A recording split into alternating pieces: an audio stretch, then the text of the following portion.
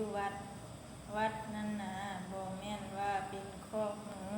โปรดจงฮู้ที่จะอยู่อย่างให้ค่าบ่แม่นกินแล้วก็นอนพรกายาให้ฮู้ว่าเฮาอาศัยเข้ากิน วัดนั้นนะบ่แม่นว่าเป็นโรงหนัง ที่จะฟังที่จะเบิ่งหยังโยมมาเข้าทางทีวีทางซีดีภาพเมา เมื่อใดเจ้าจะเห็นธรรมคำจูงใจ เข้าทุกคำที่จะนำเข้าใส่ปากแสนลำว่าเข้าทำนา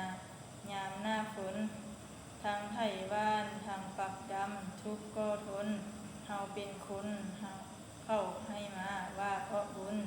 ในตัวเฮานั้นมีบุญพร้อมจักอย่างที่เฮาสร้างได้ตอบแทนเข้านำเข้าบ่แม่นมีแต่ผ้าเหลืองก็ลงเมาหน้าที่เฮาปฏิบัติธรรมนำตอบแทน